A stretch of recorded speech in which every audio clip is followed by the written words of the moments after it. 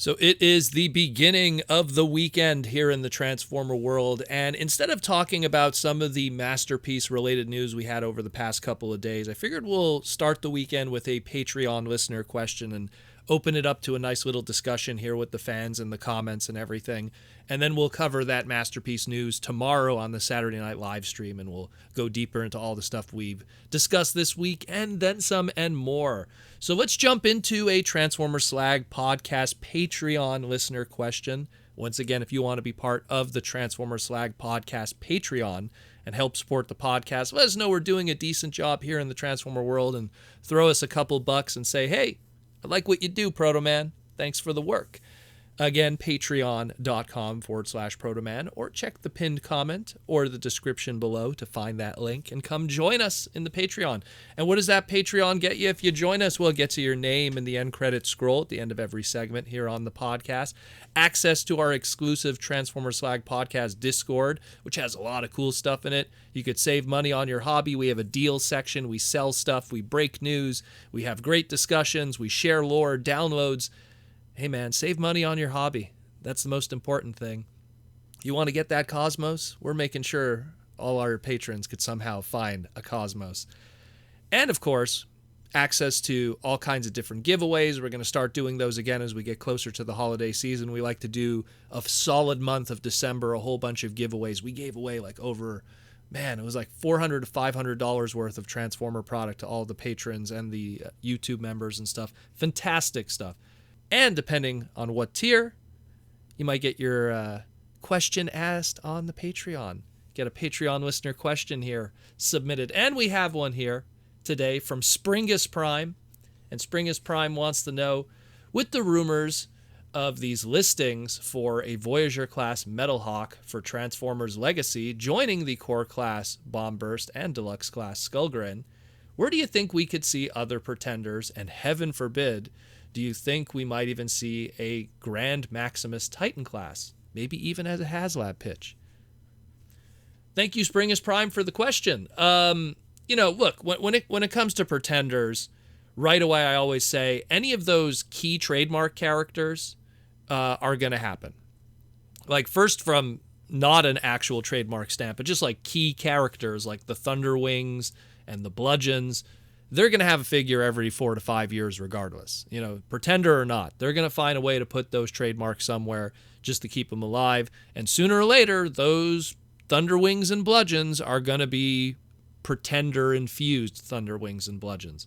We had them before, and we'll have them again.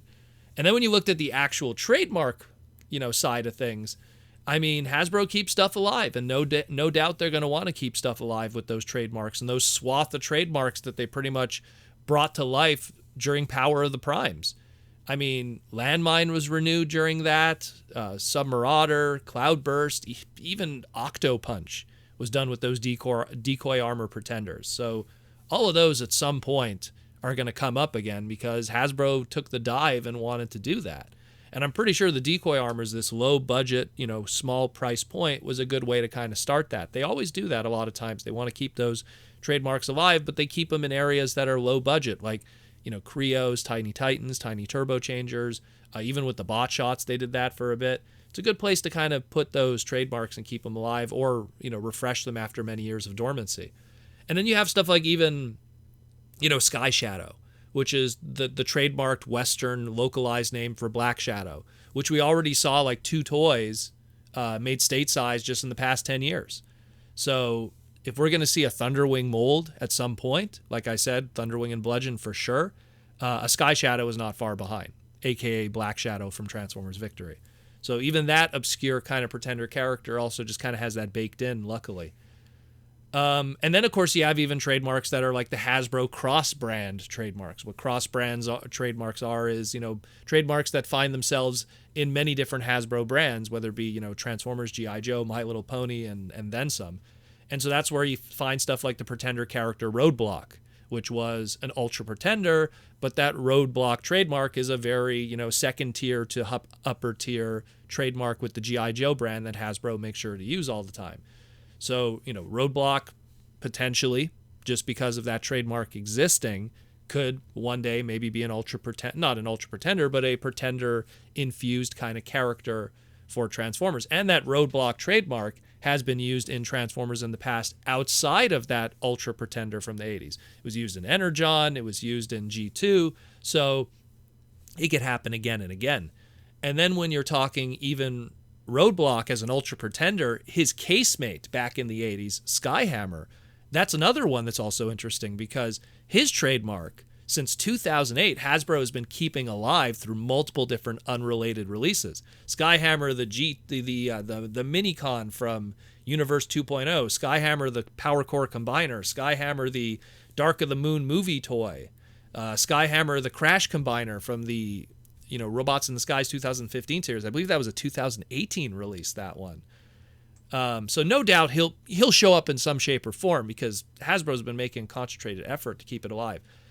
And Mark Mayer has said in the past, one of the lead designers of Hasbro's Transformers, Mark Mayer has said he loves micro collections. He loves mixing it up and putting a little bit of everything in each wave of stuff. Let's have a mini bot, let's have a pretender, let's have a fembot, let's have a an evil black repaint, let's have a G2 character, let's have a beast character. So having a pretender in there is not out of the question, and everything I just listed above, he could just pluck one from all of those and make it happen in some shape or form. Now, will we see stuff like, let's say, outside of that trademark, a chain claw, stranglehold? Would you want to see those too? Because those are also characters from that. I would like that. That would be cool. But those are the ones that are less likely, and I feel more the former is more possible, more so than the latter. Unfortunately, that's just how it is. I would love to see chain claw or some of those, or Snarler, the big boar, but I don't know. That's a tough one. Maybe if we ever get a Razor Beast Wars update, we might see a Snarler at some point. I don't know. Going to your second part of your question about Grand Maximus Titan Class. We did get a Grand Maximus Titan Class, and it wasn't received well. And that's probably what hurts Grand Maximus getting a Titan Class again. Back in, I believe it was 2018, Takara Tomy Mall's website did this pitch, and they were just like, hey man, we're going to do a repaint of the Titan's Return Fortress Maximus into Grand Maximus. And if we get a minimum of 2,000 orders, we'll make this happen. And if we get a minimum of 3,000 orders, we'll make this happen, and we'll include a brand new decoy armor pretender shell. Which what they did is they retooled the Cloudburst decoy armor pretender shell and made it look like Wave Rider, but it was intended to be the Grand Maximus pretender shell from the old Master Force figure. That was kind of the spiritual intention of it. So it was a kind of translucent blue-green that was going to be used on that new sculpt. And then no doubt later down the line, they would have done a more black repaint, and then we'd have our final Master Force Autobot pretender member. But unfortunately, that was not the case. Because while they did hit the minimum of 2,000 orders, and sometimes I even question if it did reach past 2,000, it didn't reach 3,000. So ultimately, in the end, that pretender didn't happen, that little decoy armor. Kind of the first version of kind of crowdsourcing in a lot of ways for Transformers was through the Takara Tomy Mall website with the Grand Maximus. So, I mean, which says also that Grand Maximus probably only has less than 3,000 units out there. That's also probably something to keep in mind. So it's probably going to be a premium item in the future for completists and collectors. But I mean, that didn't really find any success, and you could say, well, it wasn't in Western retail and stuff. You know what? In a world where those big premium items like that are really aimed at pretty much the adult collectors and online buyers, if they didn't find interest in, they had 3 weeks to pull the trigger on this. I believe they gave 3 weeks for those pre-orders, and no one did that. Man, that kind of sucks. Maybe it would be different today. Who knows? But the way I see it is a Grand Maximus anything, pretender or not, relies solely on the future if we get a Fortress Maximus anything.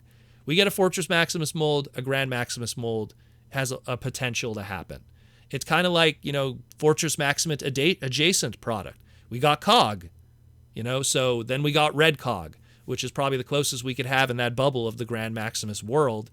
But, I almost feel like it was just Hasbro also going like, hey, we just need to do something with that cog mold. We made that cog mold for Fortress Maximus. We might as well do the red repaint because it's Grand Maximus. Don't get too excited. We're not doing a Grand Maximus. We just figured, we'll just do a red cog because we got to do something with that mold. They already did the F1 Power Dasher from the cog mold. I believe Aragon was his name. So it's something that I just see them like, we'll probably get a Grand Maximus again at some point, but it really is solely reliant on whatever they do with the Fortress Maximus name and then the repaint that'll obviously come from it. So it's just unfortunately just how it is. But again, the past has shown that a big expensive product like that in that crowdfunded nature didn't find success. Maybe it would today. Maybe I'm wrong. Obviously that was in 2018. It's been a couple of years since then. Maybe if they HasLab Grand Maximus with Pretender shell, maybe people would buy it out of the FOMO of it. Who knows? Reach more, because look, the HasLab stuff has to hit like 8,000, sometimes maybe even more. They were asking 3,000. They couldn't even hit that. They got something in between 2,000 and 3,000. So I'm pretty sure they could pull off something. I'm pretty sure, but we'll see what happens. That's something that we'll definitely, the way I see it, to pretty much put a pin on your question, is we'll definitely get more Pretender characters. The trademarks are there. Hasbro's got to do something with them.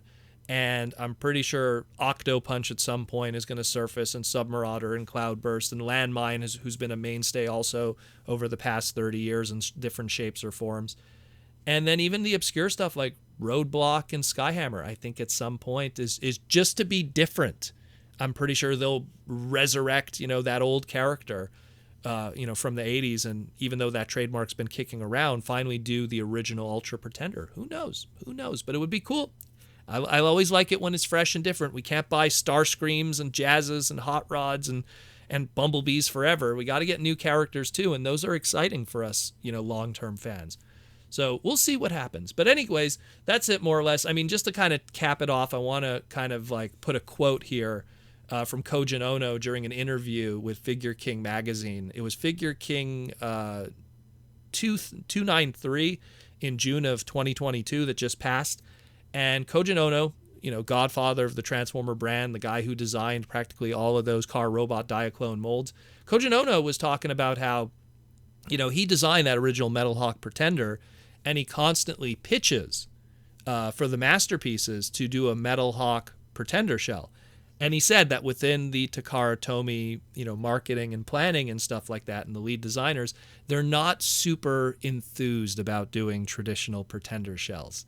So that kind of tells me on the Japanese side of things, which are usually more prone to do the deep cuts, that if they're even the godfather of Transformers pitching the do Pretender shells and the rest of the crew going like, I don't know if we want to greenlight that, sometimes makes me kind of worried about that, So we'll see what happens. But again, that's from an interview just a couple of months ago, and that kind of also gives me a general idea of the interest of Pretenders internally from the design team, just literally in the past couple of months, from the man himself who practically created the Transformer brand, at least one side of it.